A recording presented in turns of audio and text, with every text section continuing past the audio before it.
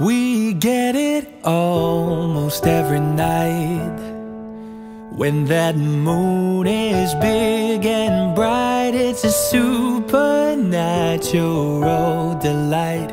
Everybody's dancing in the moonlight.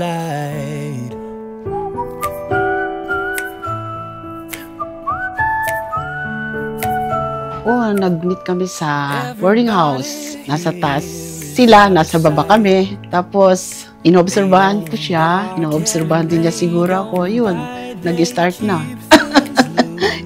Naghahanap yung sinaalis noon ng pira, kaya nakakilala naman yung aming landlady. Ang masaya ay yung parang ang babae at lalaki pinaghalo dahil kami nasa ilalim, lalaki, tapos yung babae sa taas.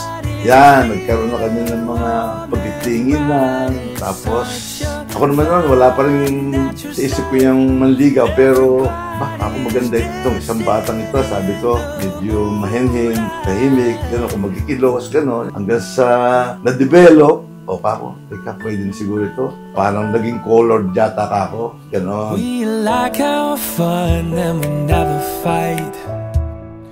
You can dance and stay uptight. It's a supernatural delight. Everybody's dancing in the moonlight. Dancing in the moonlight. Everybody. So today, you are celebrating your golden wedding anniversary. For the past 50 years, as sa simula pa lang. In fact, bago pa kayo isinilang, nasa plano na ng Diyos, kaloob ng Diyos, na kayo ay magkaisa sa sakramento ng kasal.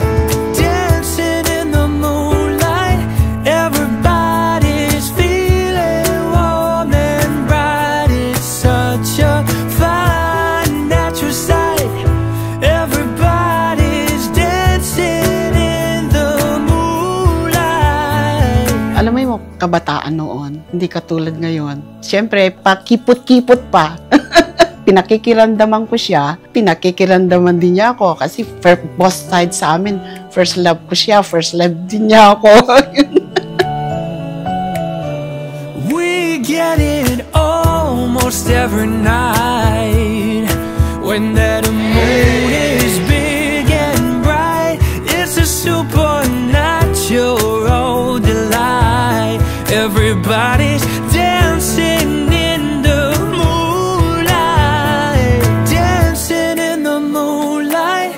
Everybody's feeling warm and bright. It's such a fine natural sight.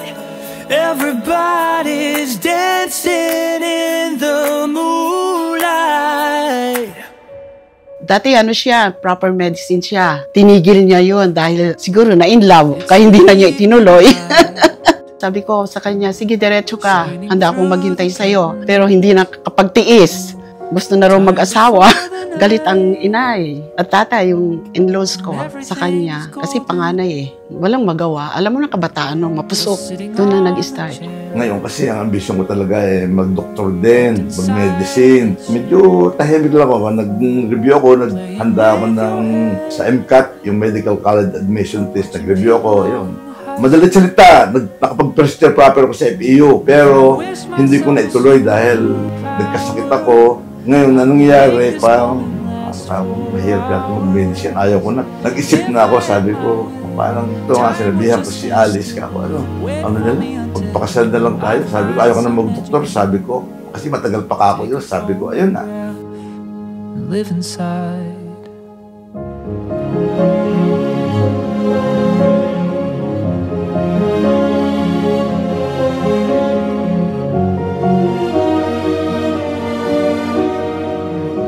Tahimik siya. Yun ang nagustuhan ko sa kanya. Tapos, serious.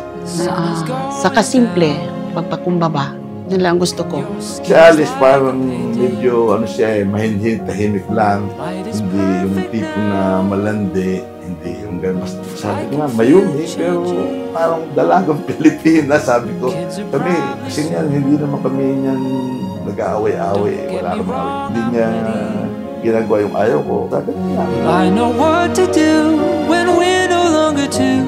when us means more than me and you. Oh, if I wished myself a superpower, I would make this moment last for hours. Number one dyan, ang Diyos laging nandyan sa gitna. Saka magdasal ka lagi. Lahat naman ng hihilingin mo, gagawa ka lang ng matino, malinis na puso, ibibigay sa'yo. Kaming dalawa ay nagkakaintindihan. Lahat ng bagay pinagkakasundo, pinag-uusapan. Wala naman kaming bagay na pinagkakahindihan. Basta kung ano man pinag-aaralan, tapos kaming dalawa ay laging magkasamang nagsusupport sa mga bata. I need some way to prove that this was real. A memory is not enough. I'm scared that I'll forget the way it feels to be young and in love. Simulat sa Paul. Bata pa tayo hanggang sa tumanda, nandyan pa rin ako lagi sa likuran mo. Mamahalin, pagsisilbihan habang may buhay. Alice, alam mo naman, mahal na mahal kita. Basta magtiwala ka sa akin. Ako ito na, matinunod ako sa Paul. Kilala mo ako, mabait. Mahal na mahal kita. Let me present to you once more and let us congratulate as we thank the Lord for our newly wedded couple. To the groom, you may now kiss your bride. Picture is so clear. Please let this last forever.